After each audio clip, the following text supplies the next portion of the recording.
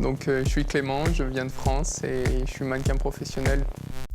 Je travaillais dans la banque, j'étais derrière un ordinateur, je voyais peu de clients donc c'était pas vivant et c'est pas mon caractère. Ça me venait déjà à l'idée de quitter pour faire autre chose.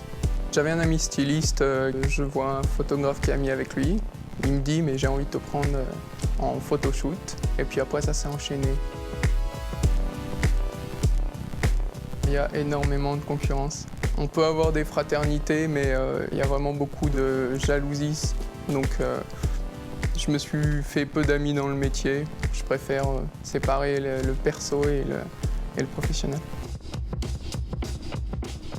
Pour faire ce métier, il faut quand même avoir une confiance en soi, sans dire d'avoir un ego surdimensionné.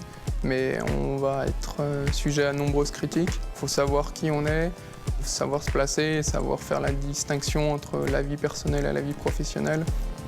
Il y a des critères de taille chez les mannequins hommes et chez les mannequins femmes. 1m84 pour être pris en agence et pour les mannequins qui veulent défiler, la taille standard c'est 1m88 et pas au-dessus d'1m92. La lingerie masculine, il faut être musclé, donc c'est des critères aussi de physique autres que la beauté du visage. Il faut régulièrement faire attention à son corps, suivant dans quoi on se spécialise.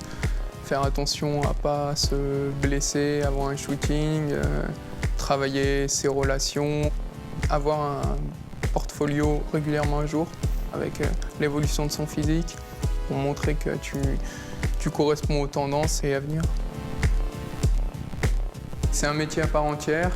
Donc c'est un métier artistique où on se sert de son physique, tel un danseur, tel un acteur aussi qui a sa personnalité. Un sportif aussi se sert de son physique pour performer sur ses matchs, sur sa discipline.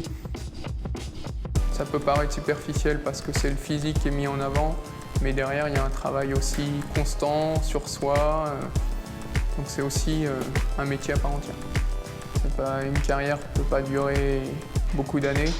Donc il faut faire attention, mais il faut aussi profiter de la vie et pas s'interdire tout. Il ne faut pas tomber au premier échec, au premier refus. Il faut persévérer, il faut se donner les chances.